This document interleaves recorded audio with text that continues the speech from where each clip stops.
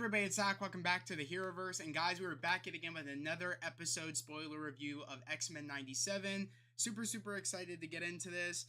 This, of course, was episode 7, titled Bright Eyes. We definitely have a lot to talk about. I'm really excited to talk about this. Let me pull up my photos real quick. This is the first photo I got. I just want to start off by saying I thought that you guys, well, for instance, you guys know my hype level for what it was for this episode. I just want to get that right off the bat. I was super excited about this episode, and as you guys know, like what episodes I liked, what episodes I didn't like this season so far, and we got 3 more episodes left: part 1, part 2, part 3. How we're gonna end this season off. Now, you guys know I like 4 episodes out of 2 episodes, and you guys know the episodes I don't like and the reasons I don't like them. Now, going into this episode, I was really excited due to the hype level after episode 5, and us kind of continuing that storyline here about pretty much the team wanting to find Trask and getting information on what the hell about the Gorilla Sentinel and stuff like that, and really what went down on Genosha. They want answers. Rogue wants revenge. We got a clip yesterday titled Rogue Goes Rogue. That was a really cool clip. I just want to say shout out to you, Jamiggy. You're the one that sent the clip to my Discord. That was a really dope clip. I was like, okay, like I really like this. She's on a mission. She means business. She's stepping on business. She wants answers. I kind of knew just by how things went down, how angry she was. I was like, she's not even gonna want to like put people in prison. She's not gonna think that's justice. She wants to kill the people that were involved and that were behind the destruction on Genosha.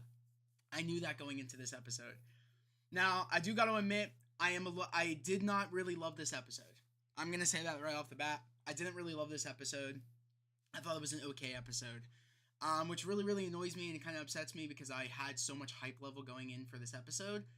And I feel like they kind of dropped the ball with this episode on hype level. And I'm going to go into why, but I want to read the chat real quick. Jimmy, you said, I'm kind of disappointed. No Avengers versus X-Men. I'm right there with you. And as you know, Jimmy, I kind of didn't see how they could have done that, but I see your vision. I totally see it now, watching this episode. But I just want to start off the bat, my highlights of this episode. I really liked the kind of funeral they did for Gambit. I really liked the funeral they did for Gambit. I was correct. The casket we saw in the teaser trailer for X-Men 97 was Gambit's casket. And I mentioned that, I want to say in episode 5, I mentioned that theory I had that was actually Gambit's casket. It was. This is Gambit's funeral. I don't really know much from the 90s series, but I know that this is his brother, and I know that that the one with the white hair, from what I believe, I think was his ex-girlfriend, I believe. I'm knowing that this group right here are his group of, I think, mercenaries that he was a part of, back at his home. That's where I'm getting that from. That's what my sister told me. There's actually an episode specifically made about these characters and Gambit's, backstory. Part of X-Men 90, which I actually do want to go watch it. She said it's really good, and it kind of gives me an insight on who these characters are. But she told me that's his brother, the one with the white streak. I think it was his ex-girlfriend, and I thought that was really cool to have that kind of insight and having Nightcrawler do the eulogy for Gambit. It was very touching. Rogue didn't show up to this funeral. I was surprised about that. I was like, oh my god, like I'm shocked she didn't show up to the funeral. I expected this episode also, I wasn't expecting it would start from here. I kind of was thinking it would start from like them watching the news of Genosha and them straight flying with, of course, their jet to Genosha when they found out. This takes place, I think, a couple days later, where they're able to bury Gambit and kind of Rogue is away from the team going rogue, wanting to find answers and wanting to find out where Trask is. Guild of Thieves. Thank you. Yes, Jamiggy, it's called the Guild of Thieves. I appreciate you, bro. So my sister kind of gave me an insight. I definitely want to watch this episode. I have been kind of like biting the bullet on the fact of me forcing myself to kind of watch X-Men 90. Like I said, there's some moments there's some characters they introduce. I'm like, there's no backstory on these characters. I don't know why they're doing it the way they're doing it. And I definitely want to get into that here. That's a part of the problem that I have with this episode is that even in the 90s show, they introduce characters and expect us to know who those characters are. And it's like, I don't, it's like very hard for me to kind of watch TV like that, because it's like, I need an explanation on who these characters are. You introducing them and not giving out who they are, why they're here, is very annoying to me. And that kind of goes into the bigger villain of them all, because I did say that, Sinister was working with somebody, and we find out who he's working with, but we don't really know who this person is. At least I really don't. But the Guild of Thieves show up to his funeral, and this takes place, like I said, this episode takes place a couple, I want to say days after, like 7 days after, I think, where they have time to bury Gambit, and there's no body left to bury of Magneto. I did say that. I was like, okay, like Magneto had a full ass beam being blasted at him. I don't think there should be any body left of Magneto to bury. And I was like, okay, then maybe they already did that. I was like, I didn't really think too much of it, but I did think it was a little bit weird they didn't try to bury Magneto, but they did bury Gambit, as I expected they would. So Rogue's going off Rogue, and we're gonna get into that next slide. So Rogue ends up pretty much flying to I think she's not in New Mexico. I think she's just flying to some desert, and she has, I guess, a lead on where Trask is being held, or a lead on Gyrick or something. She's just looking for the people responsible, and she kind of has an idea. It's definitely going to be Gyrick, or it has to be Trask. And if I find Gyrick, I find Trask. I guess they're kind of missing, and they don't. It's funny, and it's ironic, because the government caught both of them, and they ended up escaping. I was like, okay, it's a little bit of bullshit. We just caught them. How did they escape? That's one of the things I'm a little bit annoyed about, is that we were just supposed to like accept the fact that they escaped, and we don't get any information on how they escaped. Still don't know. I don't think we're ever going to get that answer, but they escaped. She's looking for answers. So she ends up coming across Thunderbolt Ross. In her kind of wrecking of everything, she comes across Thunderbolt Ross, and clearly states that Thunderbolt Ross says is that, Rogue won't be able to get in here. This facility is able to withstand the Hulk. Pretty much saying that, like, if Hulk can't get in here, Rogue can't get in here. Rogue ends up getting in there, and she gets answers from Thunderbolt Ross, essentially on kind of where she needs to go.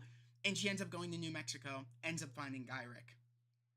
Mind controls him, or not mind controls him, but kind of like tries to like read his mind. I can't really tell quite what she was trying to achieve. Maybe she was just trying to get answers. I don't know what Rogue's capabilities are. I know she's able to like take people's powers, but I don't know what she was really trying to do besides maybe torture to Gyrick. It kind of looked like she was trying to read his mind. I'm like, you can't do that. So like, I'm a little bit confused what you're trying to do here. Maybe besides just torturing, trying to get answers. I don't know. But Jamaica, you said if Magneto survived, what about Leech? What happened to him? Thank you, and we will get to that, bro. I'm so glad you're asking these questions, because I feel like X-Men, like Bo DeMayo and all of them, I feel like maybe they didn't ask these questions, or didn't think that we would ask these questions. Like I said, we still have 3 more episodes to go. Maybe we'll get these answers, but I'm just as confused as you are, and we'll get to that point. But yeah, I thought it was cool. We saw Thunderbolt Ross. I was like, what a great Easter egg. I love that. It kind of makes sense. Military base, secret military base. Thunderbolt Ross. Makes sense. Cool. Thought that was really awesome. She got answers. She went to New Mexico, found Gyrick, tried to get information from him, and we'll get into that long story, because that just doesn't make any sense to me. But of course, we are going to be with the X-Men team now. They went to Genosha.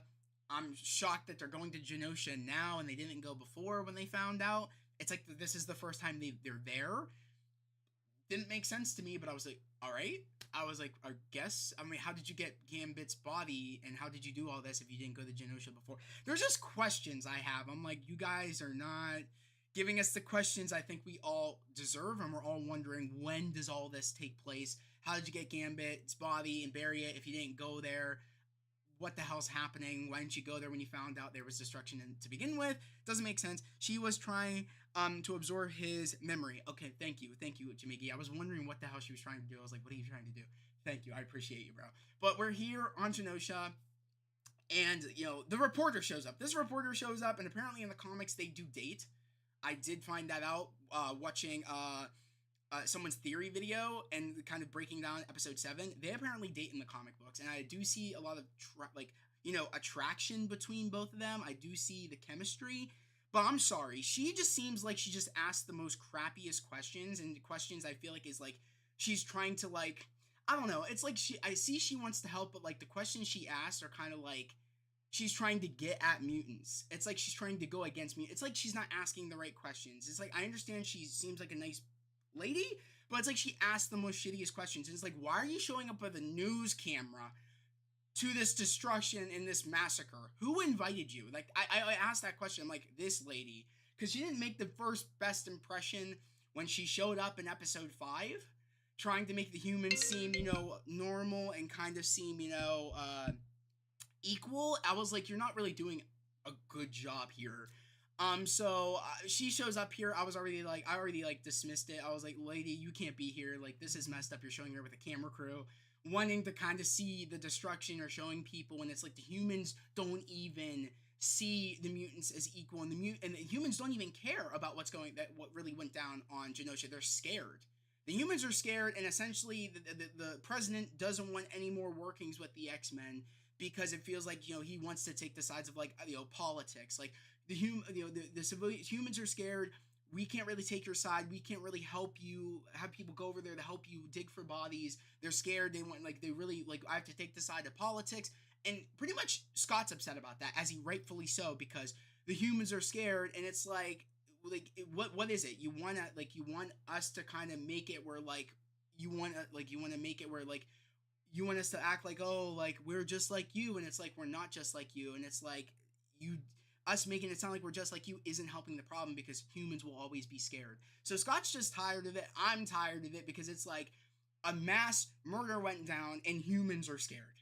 When it's like, that's bullshit, because it's like, at the end of the day, mutants are always being the ones being attacked and being hurt and all that. And it's like, no matter what they do, the people won't look at them as equal. And it's like, Scott's realizing that, a lot of the X-Men are realizing that, like, this has gone too far, where, like, if this isn't going to make them see us as equal and see us as human beings, I don't know what will. And it's really messed up that the president would not send people over to help. I just found that really, really messed up. I understand where Scott was coming from. And like, there was a moment between Jean and Scott. Couldn't get that picture, but they kind of had a moment where they're like, Scott's like, you always come back, even though I think that you're gone, you always come back. And it's like, I feel like they're slowly trying to build up their relationship again. I don't know. It was like a moment in the destruction, is that, there was a little bit of hope for Scott. Like, you always come back. At least, we have each other. You know what I mean? That's one thing I do have. It felt like, Scott was trying to kind of like have a moment with Jean. I kind of saw that. Rogue probably, you said real quick, Jimmy, you said Rogue probably get his body. Yeah, I would assume that's how it got there. Then Jimmy, you said, I'm glad Beast put her in her place. Thank you. I'm glad too, because like I said, this girl from episode 5 to this episode, I'm like, you have no right being here. You didn't help us make us look like we're equal before. You did a shitty job doing that. Now you really have no right to be. Think about it. Think about this. She flew there to film the destruction, not to bring people the help. She did that to entertain and inform the public on what's going on, not really trying to help. Reporting isn't helping. Like, I was like, lady, Beast gotta put her in her place. I was like, thank you. I'm like, get out of here. Like, you're not really helping the situation. Twiggy said, I thought this would be a Cable episode. I somewhat thought it would be too, about like him trying to fix things. I kind of thought that too, bro. Kind of thought that, but it was not that. There's definitely a lot of strings that need to be tied up. Like, there's so many questions I have that aren't being answered, and we got 3 more episodes left where I don't think they're going to be answered at all.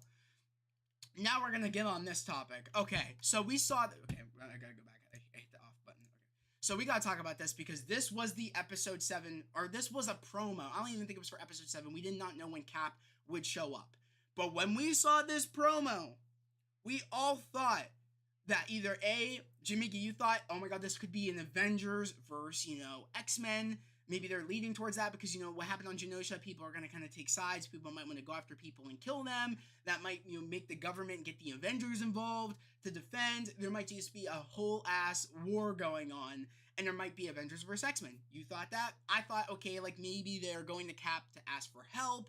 I don't know if it's going to go the Avengers versus X-Men. I didn't see that, but I was like, I see it from this episode. I was like, okay, I could start to kind of tell maybe they'll go down that route. I kind of started to see it. Maybe they still will. I don't know. But I expected something cool was going to happen. Now, when this sequence happened, I was like, oh my god, there's Cap Spike. Oh my god, there's Cap Shield. Oh, why is Rogue there? And I was like, I don't know, like, because it looked like Rogue was just on a mission to find whoever, and maybe, like, going to Cap, because Cap was at the location that led her, like, that the trail led her to Cap. on maybe trying to hide something. I really don't know. They didn't even specify how she got there or really what lead she had to take her to the Alps. I really don't know. But this was a waste of a cameo. And I understand people might think this is cool, but they literally just brought Cap in for Rogue to throw his shield and tell Cap to stay out of her way. That's all they did in this episode, and it really pissed me off with Cap's character. I don't understand why they brought him in, because we're never going to see him again, because he's doing the same kind of, he doesn't like what went down on Genosha either. He is trying to find out really what went down. He's trying to find Trask. He's trying to find out really like what went down with the Sentinel, and knowing that it probably has to do with Trask or whatever. And it leads him to this secret base in the Alps. It kind of reminded me a lot of Winter Soldier and Zola's base at the underground of Shield's kind of secret Shield bunker or Shield base. It kind of reminded me a lot of that, but I was like, okay, it's like he's doing research to kind of find out what went down, but then it's like Rogue grabs his shield and throws it, and it's like, really? Like, you built up this episode like either A, they were gonna fight, or maybe they were looking for Captain America. It was none of the theories we thought. It was just putting him there to say the world's being built, and that was it. But I don't think we're ever going to see him again in these next couple of episodes. He says he's looking, and he said like, oh, like once I get the green light, I'm gonna tell the team to meet me wherever Trask is so we can, or meet me wherever like this big threat is, because he thinks that Trask is a part of this big threat. I think it's called ISO or IOS. Correct me if I'm wrong. What the kind of secret, was it the secret group is, but he thinks Trask is involved, and he's like, if we find him, we'll find the big person that was behind all this. And like I said, she just grabbed his shield, saying, I'm not waiting for the green light for you to get the Avengers team. I'm not waiting for that. It's either, you're with me right now, we go to New Mexico and we kick ass, or essentially, you're against me, I'm gonna throw your shield. I was like, you really done wasted this character so that way Rogue could throw his shield and say, stay out of the way. I was like, wow, what a waste of a character. Cap is a character I care about so much, and to see him just be done dirty like this. And also, it's kind of, a lot of people were saying it online that this doesn't even feel like Cap's character, and I keep thinking to myself, no, I feel like it's in the character that he would wait for the green light from the government before he asked the Avengers to come in to go take down, well, like, he has to wait for the word, you know what I mean? He's Captain America. This is before he kind of gets gets that kind of, not really listening to the government, kind of goes into the nomad type deal, does what he thinks what America should do. This is kind of all before that. I feel like this is kind of the Captain America that follows the rules, that is that Boy Scout, before he kind of realizes that sometimes America, I can't follow those rules. I need to go against them to do what's right. So it's kind of like, this is in the realm of the character, but I just don't like how they made it where, like, you brought in this cool cameo just so Rogue could grab his shield to throw it into the Alps. That's gonna take him like 3 days to find that shield, bro. I was like, this is such bullshit. But you said, who is Cap team? I think it's the Avengers. I don't think it's the Howling Commandos. I think it's the Avengers. Thunderbolt Ross mentioned the Hulk. I think it's the Avengers. That's what I think. Imagine Captain Marvel did this to Cap. People would be mad. Exactly. Like, are you kidding me? Like, I was like, what disrespect you just did to Captain America. You brought in this cool ass cameo just so you could literally use him as stay out of the way. Like, that was it. That was all you did. Bullshit. And if people are happy by this cameo, or they're not Cap fans, because Captain America, one, would never let Rogue take his shield. That's one. Two, would never let her throw the shield like that away, and would just never take that bullshit. Like, and also I think he would have helped if she would have waited or whatever. You know what I mean? Like, this Cap listens to America. He does not just go off and do whatever. That's something that character built up to being, is that I do what's right. I don't let the government control me. I do what's right. And that's how really Captain America, like, that is Captain America. But he slowly turns into that. I think this is a Cap that really doesn't do that yet. And I feel like people don't understand that. People, I think, think of the MCU and just think of, like, that was never Cap to begin with. He always kind of listened. I mean, yeah, at the end of the day, like, when it came to Bucky in World War II and saving Bucky, he kind of didn't listen. But at the end of the day, that was before he really became Captain America. He was just doing like, war bonds and stuff like that was, you know what I mean? He wasn't really Captain America yet. He then started listening to the government, and he only didn't start listening to the government until Avengers 1.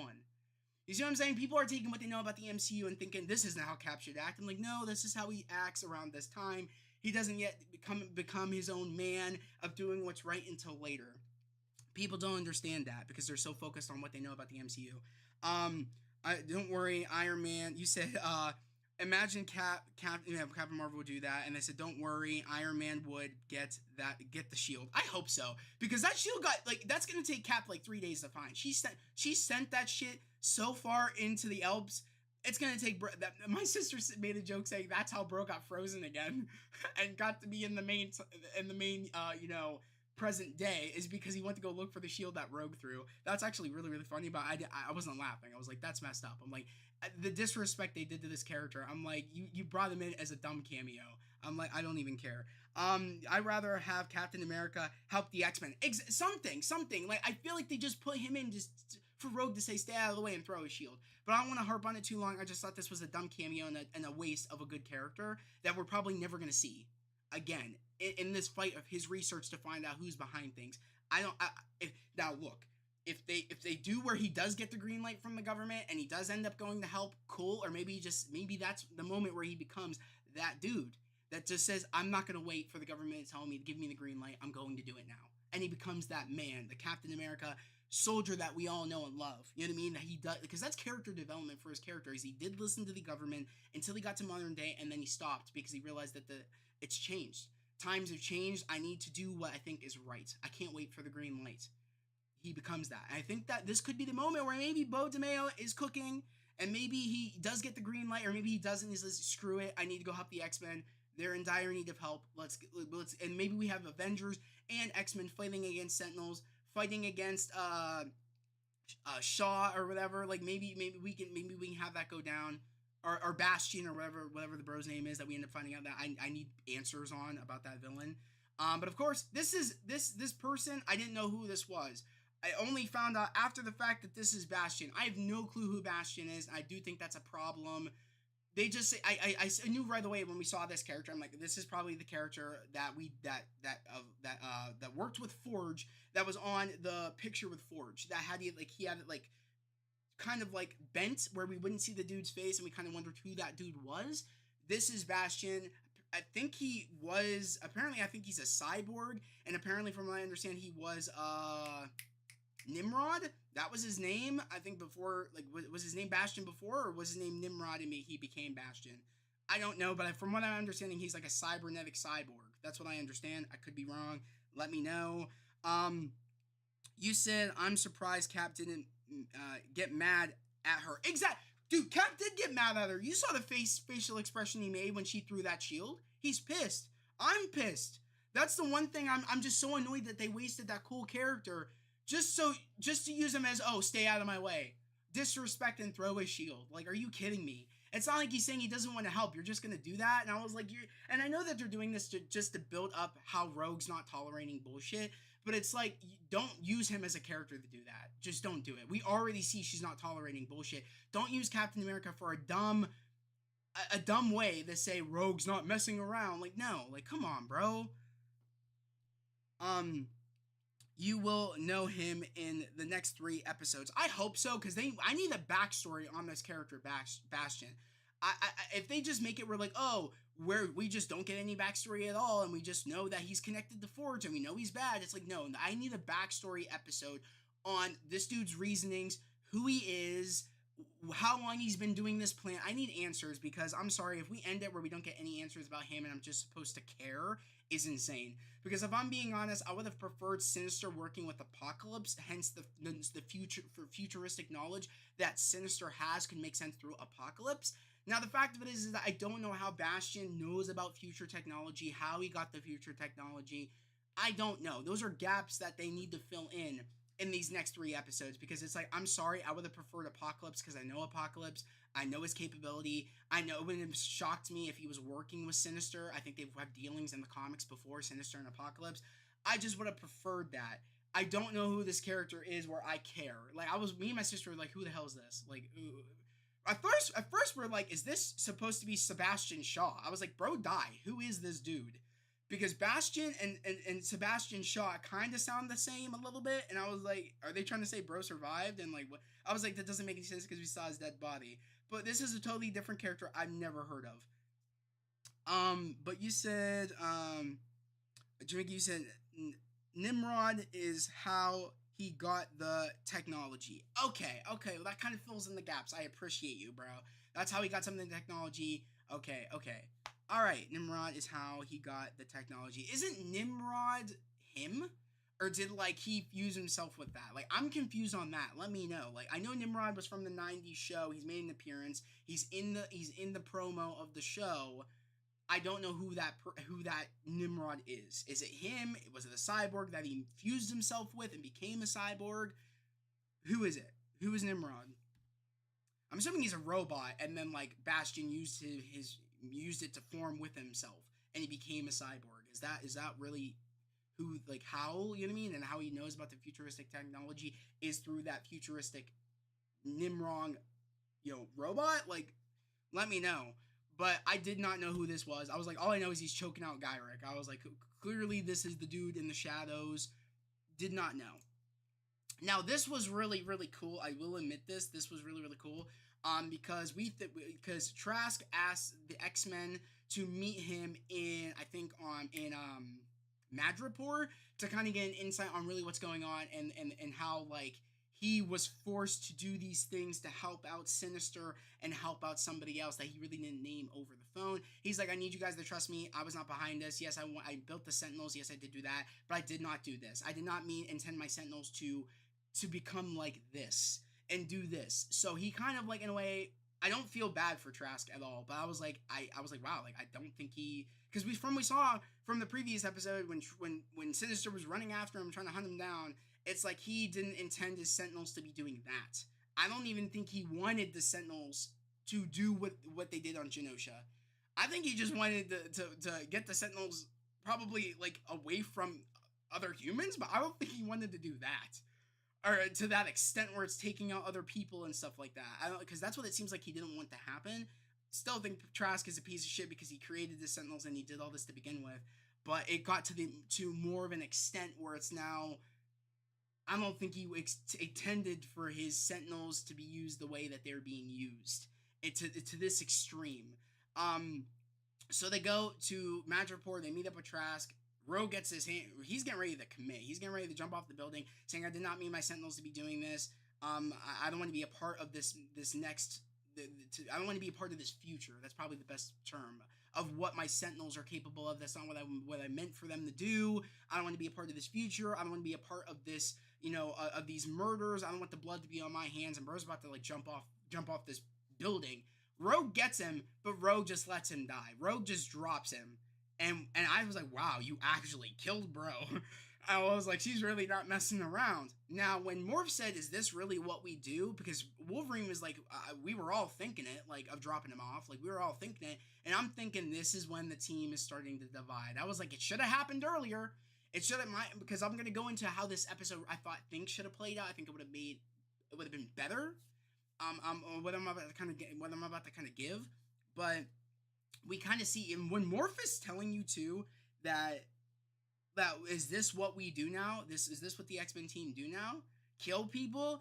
You're wrong, because Morph has been through it. He's been tortured. He's been tortured by Sinister. He's been messed with. He's been made to attack his friends. He knows, and when he's saying what we're doing is wrong, what you're doing is wrong. And I was like, thank God. I'm like, but we saw a team divide where people thought it was okay. Some of the X-Men members have been pushed so far that they're like, we've had enough. I feel like Beast is kind of on that path. I feel like Cyclops is kind of on that path. I feel like Wolverine is just kind of there. He's had to deal with this from the get-go. We see a darker side to the X-Men. We see it. But Jamigi, you said, because I'm going to catch up with the chat real quick, you said, I think Rogue will join the dark side with Cyclops. That's what I'm thinking we're kind of leading to, and I do like this. We have been seeing our X-Men just tired of being X-Men and putting up with saving people and for saving people that don't even treat them equally. and you know what I mean, and are scared of them. You know what I mean? He's just tired of it. Rogue is tired of it. Beast is tired of it. Wolverine, I feel like would kind of join. I feel like he probably would join too. But I feel like if they were by the end of the series split the team in half, I think Wolverine would stay only for Jean because he has such a soft spot for Jean. I feel like Jean would stay on the right side of things, saying that this is not what the Professor wanted. We need to stay strong, and I think Cyclops would be like, I've had enough. We've all had enough, and I think the team would split. I think Wolverine, Jean, and also Morph would probably and Jubilee would stay on one side, where all the others would join the other. I have a weird feeling that that's probably what will happen. Because especially we know we're getting the Uncanny X-Men suits. We know that kind of paves the way for Cyclops' dark arc. So it's like I feel like we're building towards that, where we're gonna have the team divided, and maybe it'll take them the end of season 2, maybe a season 3 for the team to get back together again. I don't know how they're gonna end this, but I do see what you're seeing, Jimmy G. Where like I do see like the team being divided, and we kind of have the team that's for kind of killing villains and doing that, and then we have a team that still wants to like be faithful to Charles's dream of making humans and mutants, to work together and be together and kind of, and make it work out. You know what I mean? Charles's dream of having mutants and humans coexist. But I feel like Cyclops and them are kind of just, they've had it. I feel like they've kind of reached their tipping point, especially with Genosha's doings. I feel like they've just reached it. They've just had enough. But yeah, so seeing this and seeing Trask become like at this moment, this like is what activated him. He became one of those cybernetic sentinels. Like he became it. So whatever what's his name Bastion's doing to this, we're clearly seeing the beginnings. Like the Gorilla Sentinel was just the beginning. He now has cybernetic technology and he's turning humans into sentinels. They're kind of sleeper sentinels because he only didn't activate until Rogue dropped him off the building and he died. He became a super a cybernetic sentinel, you know what I mean. So that was pretty cool. That's really really dangerous that they got like sleeper sentinel humanoid sentinels out there. But this is what happens. I guess in one of the comics. I can't remember what comics it is, but I know that Bastion is behind kind of the cybernetic cyborg sentinels. Like he's behind all that and doing all that. So it's kind of like they're kind of playing out that storyline here. I think it looks pretty cool, but like I don't know enough about Bastion that I think that what's going down, it doesn't hype me up because I don't know much about that character. Now that could change if we get some insight and I'm like, okay, I understand now. I'm pretty hyped up. But this episode really did not live up to my hype level. It just felt like the transitioning was all off in this episode, and just the way they did Captain America, they just used him as just a dumb cameo to just prove Rogue's point. I was like, nah, bro. I was like, this is trash. But you said I think Storm will save the X-Men next episode. We'll save the X-Men next episode. I really don't know. Like Storm not showing up in this episode, I thought was weird too. Like I said, the transitioning and where this stuff takes place are all off. I just can't comprehend. This takes place like 7 days after when Genosha got destroyed. I think this takes place 7 days after. It would have to. And the fact that the X-Men did not go to Genosha, because it was the first time they clearly specified when they showed up the first time to kind of whatever. You know what I mean? It's like, it just feels all off because it's like that was the first time they showed up, but yet they buried Gambit. It's like they must have not shown up to get Gambit's body because it's like, what if they did? It's like they would have found the surviving members, then got Gambit's body, then took him back to bury him. It feels like Rogue brought the body, they had the funeral, and it's like, but it felt like a couple of days after. It honestly felt like that. And if maybe it's just me that feels like the transitioning and everything was off and the days were off, it just didn't feel right. Why would she wait a week? That's what I'm saying. Like, you see what I'm saying, Jamiki? Like, did you notice that? Because it felt weird. I was like, okay, so like, because clearly I don't buy it where the X-Men would not show up to Genosha right after they found out. It felt that way. It felt like you guys, it feels like you're just showing up for the first time. How did the body get here? And why would they let Rogue go off on her own? See what I'm saying? It's like everything felt off. And it's like, because they were still looking for people, and it kind of made me feel like a mass tragedy like that would take a couple of days probably to find people in the rubble. So I was like, this must take place a couple days after. and she was because I think Rogue, maybe she did fly Gambit's body to whatever, and then she went off. Let's just say it's gonna take her a couple of days to find Gyrick, to find Trask. It just, the days don't add up. And the main reason why I say that too is because just the transitioning to her getting to the desert, her getting to I think to Steve, to Steve, then getting to Gyrick, then ending up somewhere else where like the X-Men team were able to find her easily. That doesn't make any sense how they were able to find Rogue so easily with Nightcrawler. I was like, okay. Because for one moment we're reading Gyrick's mind, and another moment we're in some place in New Mexico, and the X-Men team find her. Doesn't make any sense, because the last time we saw the X-Men team, they got a message from Trask to go to Madripoor. Rogue wasn't in Madripoor, she was in New Mexico. How does that all add up? You see what I'm saying? It doesn't all add up. It's all kind of all over the place. They probably, you said, they would probably find more civilians. Yeah, if they, you know what I mean? They probably would find more civilians if they weren't waiting a week. You know what I mean? It's like, it felt like the X-Men waited a week and then went, like the first time they went, because they said we need to let them know that the X-Men are here. And they like, it's like they were searching on their own. The people of Genosha were just searching for bodies, and the X-Men took them a week to finally get the courage to go there to help out. You see what I'm saying? It just felt like all off. I'm like, you guys are doing shitty on telling us when this takes place. You guys are doing really shitty transitions where I don't know when things are happening. How did Rogue get here after she was just choking out Gyrick? How did the X-Men find Rogue? It's like they were all over the place in this episode. I was like, nah, they're not really. It should have just took place right after they found out. They got in the X-Jet and they went to Genosha. They were helping out. They got Gambit's body. They flew back with Rogue. Rogue then starts off by saying, I want to go after the people that hurt, that killed Remy and killed, Magneto. And then Cyclops could say, they'll get their justice, Rogue. Like, the people behind this will be put in prison or whatever. Like, someone could say that. Or they'll get what's coming. And then like we'll have like Morph say, you mean they'll be going to prison. And then that's when the team could get divided, and maybe Rogue, Cyclops, and let's say, for instance, Rogue, Cyclops, and Beast, or someone. Let's just say Rogue and Cyclops go out, and they get revenge, or something. And then that's when the team kind of said, like, no, we gotta do what's right, and then maybe they link up with Cap and the other Avengers to stop them from trying to kill Trask or Gyrick. Like, this episode could have been planned out so much better, but it just was like, no. It's like, because I don't buy it, the X-Men would not try to stop Rogue from going out, because she went out to kill. And I don't buy it where they would just let her go out and go do that. You see what I'm saying? Some members probably would and would take her side about, the idea of, should we put Trask and Gyrick behind bars, or should we kill them? Some of the members I feel like would totally be okay with killing them. Like Wolverine said at the end of the episode, we were all thinking about dropping Trask off the building, but Rogue did it. And Morph said, is this what the team has become?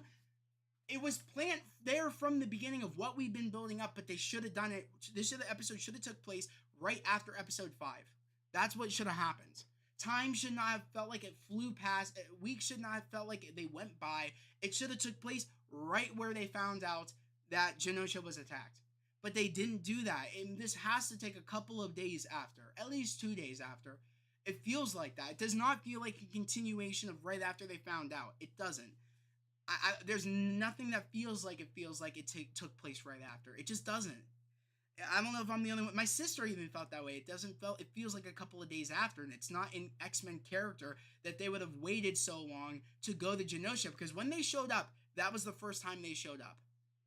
Everybody was acting, and the way that they were, like, it looked like they were searching for people for the first time. No, and it felt like time passed. It just doesn't feel like this took place right after.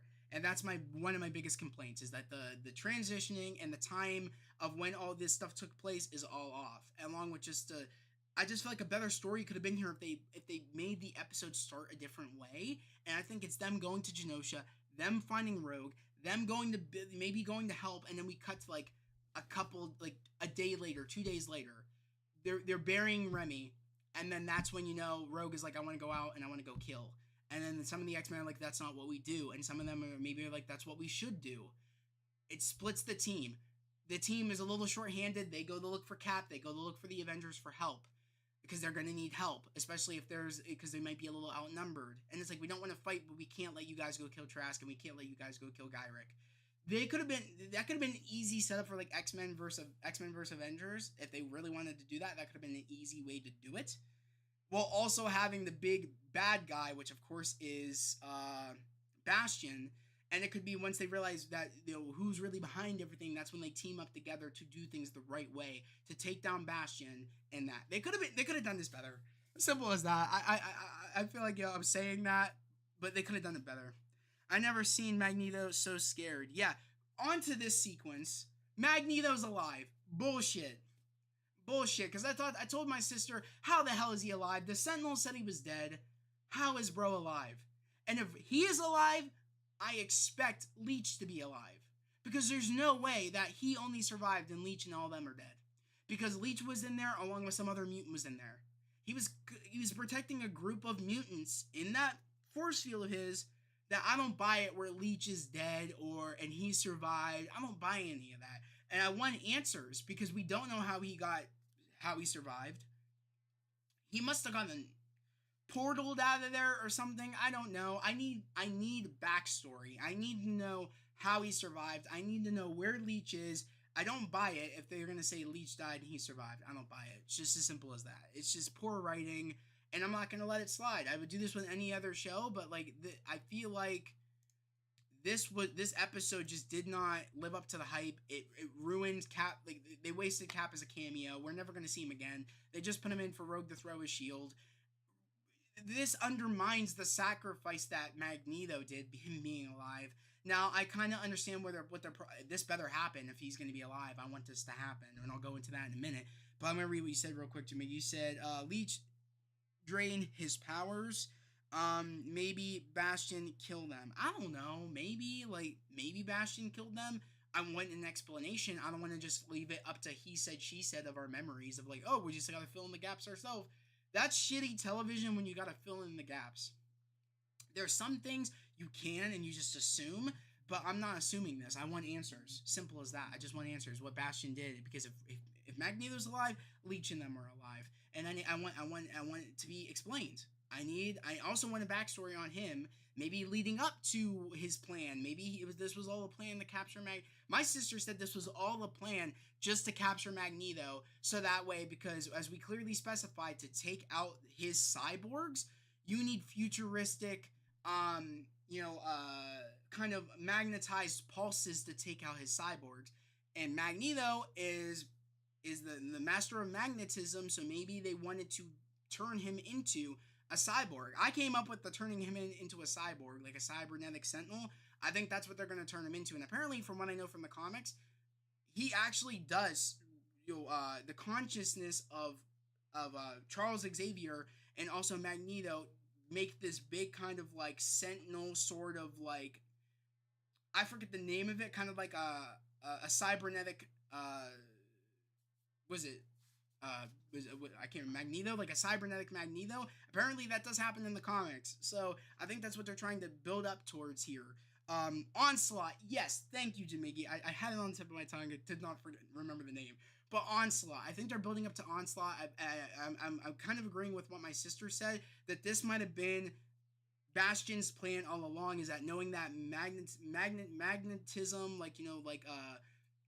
magnetized pulses can take out his cybernetic future cybernetic sentinels, and they needed to capture Magneto so he couldn't take out his future sentinels. Makes sense. That's just us coming up with theories. I want it to be confirmed. I feel like there's not much confirmation. There's a lot of gaps in this episode, and I want someone to fill in the gaps. I want the writers to fill in the gaps, because I'm sorry, this villain doesn't hype me up enough, because I don't know much about this villain. You need a villain that's going to hype you up. I was hyped up before when I thought Sinister was behind it and maybe he was working it with Apocalypse. I know those villains. I don't know him. I'm not just going to take the shitty setting up they did with Forge and Forge's foe though to hype me up with this villain. I don't know this villain, and again, maybe comic book people that that read all the X-Men comics or read this issue with Bastion and his plans and what he's done and all that, maybe they're excited, cool. But for people that don't really read all the X-Men comics and only watch the cartoons and only watch whatever, there's not enough here and enough setup to grant him as the main mastermind behind things. I need these next 3 episodes to explain his motivations, explain what he's doing. I need it. I explain how Magneto's alive. I just think they just had poor execution on how on the transitioning, on what days this episode took place. Shitty ass, character motivations when it could have been better, and just a waste of a cameo of Captain America. I just felt like this episode was trash. Forge is gotta tell all the X-Men about Bastion. He does. That's what I'm saying, Jimmy G. You're hearing what I'm saying. I need Expo. That's what this episodes and I feel like the episodes kind of leading up to this big threat have been lacking. I need exposition if he has been behind everything and the reasoning he's been behind everything. I need exposition, because if I don't get any exposition to explain where's Leech, how Magneto survived, what happened to the people that were with him in the bubble,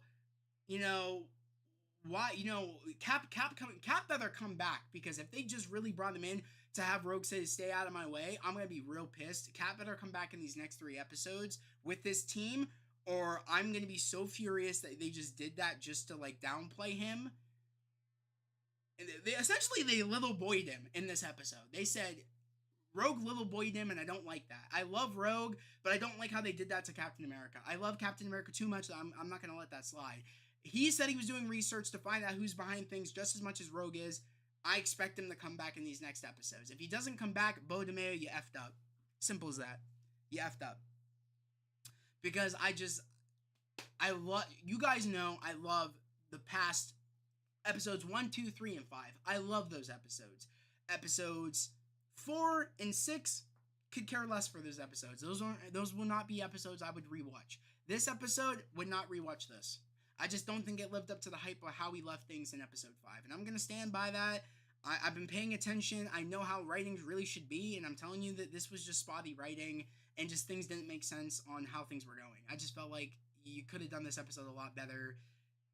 It could have meant a lot. It could have meant a lot more this episode of Bastion's big reveal if we knew who this character was.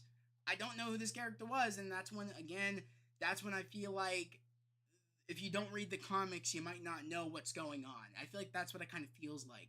It kind of feels like they're relying too much on people that read the comics to understand what's going on, and non-comic readers of these specific issues won't know what's going on here. My sister said it best, where it's like the big reveal of Bucky being Winter Soldier. If you didn't watch Captain America 1, you wouldn't know what the hell's going on. You just wouldn't.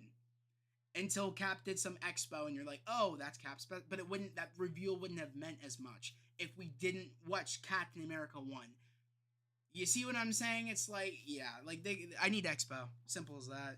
I need expo, or this could be a make or break if how I rank this in all the amongst all the other MCU shows, because I can tell you this right now, Loki's always going to be first as of right now. Loki has been the best Disney Plus show out of a lot of them, and I would even put it above this, because like I said, there's been spotty problems with this show ever since episodes 4 and 6. It's been iffy, and now this is just another one. So as of right now, the X-Men show has been like 4.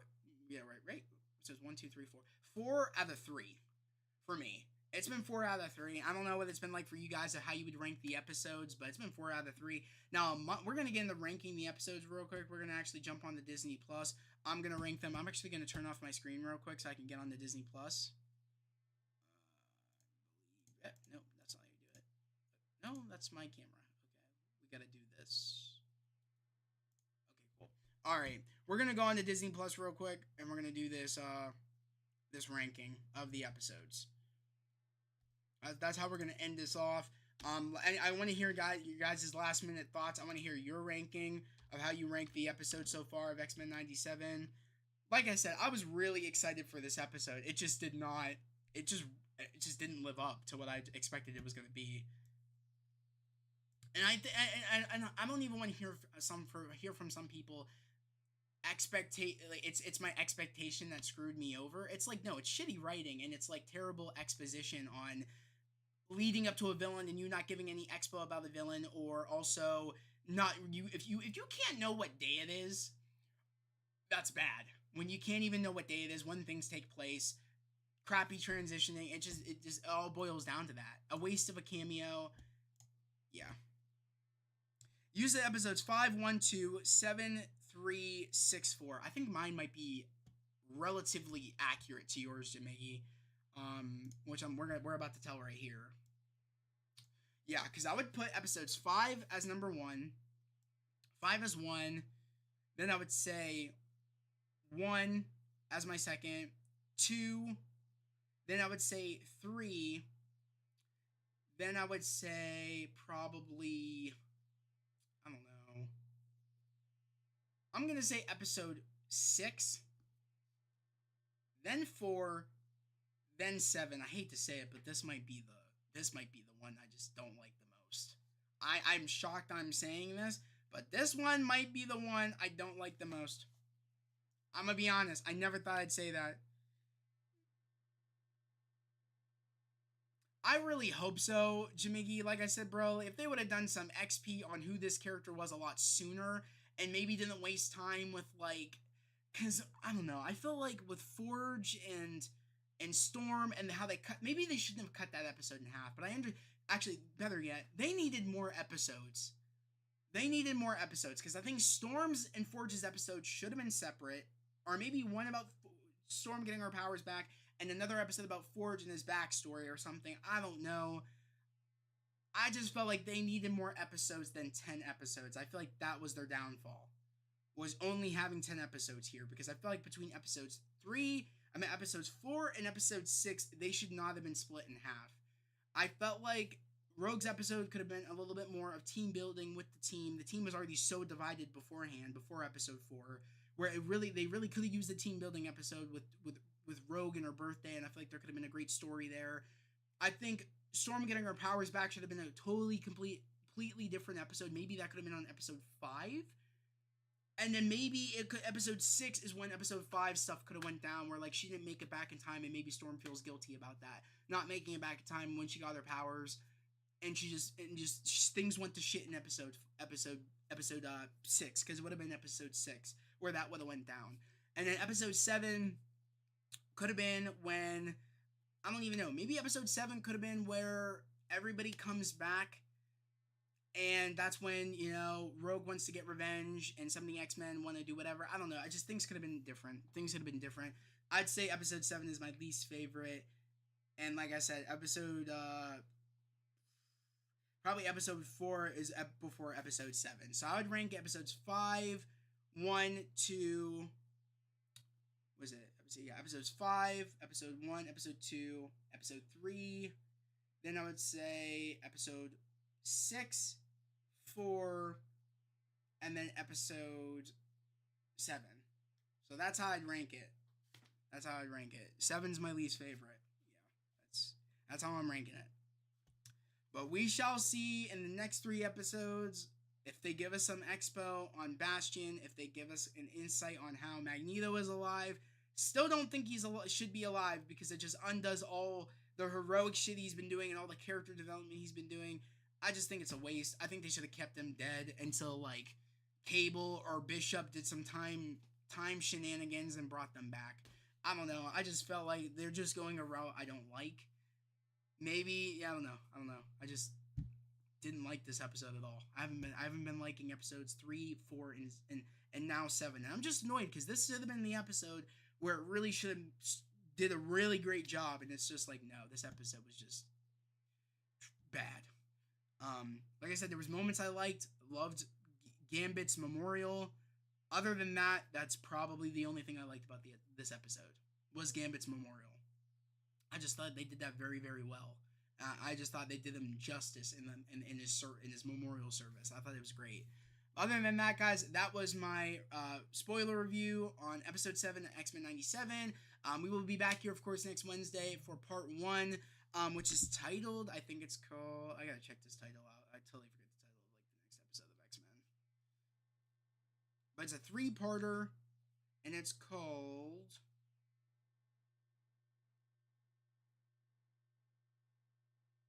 Tolerance is Extinction Part 1 is episode 8. Tolerance is Extinction Part 2 is, of course, episode 9. And the finale, of course, is Tolerance is Extinction Part 3, which is episode 10. So these next 3 episodes are called Tolerance is Extinction. So we're about to see in these next couple of episodes if they can really bring it home. I really hope they can, because like I said, they're 4 out of 3. They're 4 out of 3 for me. And I would just hate these next episodes to be bad. I would just hate it, because like I said, it started out very strong. And they just did. I just don't know why they chose the routes they chose. It's like you could have done better to get to this. You could have done a lot better in execution to get to where you wanted to go. But it's like they did it weird ways to get there, and it's like I don't. And it's kind of like leaving in plot holes and just leaving things unanswered. Where it's like you chose the shitty route to get to your execution, and it's like it could have been a lot better. And I'm actually really curious to know who wrote, if Beau DeMayo wrote all these episodes. If he did, I don't know. You know what I mean? That might have been part of the reason why they wanted to drop him, because I'm seeing a pattern here of things like either them just wanting to put filler in because they don't know what they're doing in that episode, so they just say, let's just throw filler in here, or let's just leave loose ends. You know what I mean? It kind of feels like now we're getting to the point where they're trying to, like, okay, let's wrap this up. It kind of feels that way, like, okay, like, let's wrap things up. And I feel like when a show, it kind of feels like they're acting like, okay, let's wrap this up. We only have a couple more episodes to go. Let's try to shove things in here and there. That's when a show usually goes to shit. And I'm just hoping that that's not for this show, because I love this show. I don't want it to be bad, but I can't sugarcoat things when things are, you know, at the end of the day, it is my opinion. If you guys like these episodes, cool. But, like, yeah, this is how I'm kind of feeling about things. I can't wait to talk to my friend later, too, my friend Troy, because I'm actually curious to know what he has to say about these next couple of episodes and hear what he has to say about this episode.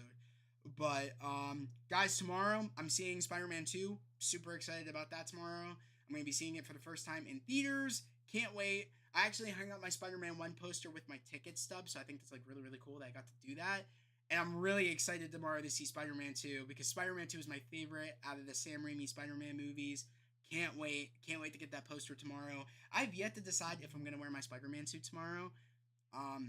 Maybe I'll post about my other suits and kind of ask you guys which suit I should rock tomorrow. I don't know.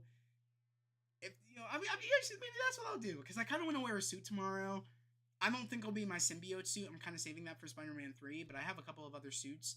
Maybe I'll ask. When your Rogue Marvel Legend coming? My Rogue, great question. It's a great question, Jamiggy. My Rogue Marvel Legend is coming May. It's coming this May, and it's coming, I think, on May 3rd or May 4th. It's coming from the UK, so it had to take them a little bit of time to get here, but I'm glad I don't have to wait too long for it. And to me, after I get my Rogue figure, I'm kind of done.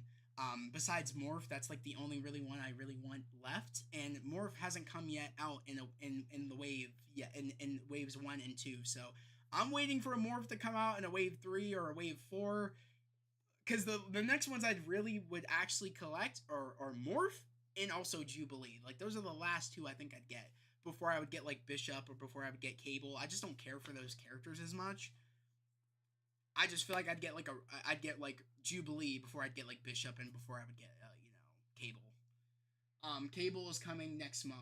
Oh, that's cool. That's cool. Which Cable is coming next month for you? The X-Men 97 version, or the or the other one you showed me? Let me know. I'm actually curious to know which Cable you got. But I'm excited. Yeah, like I still have my X-Men 97 Storm in the package. I have to do an unboxing for that sometime today or sometime tomorrow. I know that for a fact. That unboxing is going to be coming next week, though. For anybody that's curious that wants to watch that unboxing over on the Patreon, it's going to be dropping next week. And just recently, today I'm going to be dropping the next 3 episodes of Earth's Mightiest Heroes. I dropped the last 3 earlier during the week. I'm going to drop the next 3 episodes episodes. I want to say 1, 2, 3, 4, 5, 6. I'm gonna drop episodes 4, 5, and 6 today of Versus Mightiest Heroes. So if you're interested and you want to go check out those reactions, go over to the Patreon. I also have my X-Men 97 Nightcrawler and also my Kenner Sentinel figure. I did unboxings for that. That's already up on the Patreon. And like I said, the next unboxing that I already filmed is for my Magneto and Jean X-Men 97 figures, which I'm dropping tomorrow.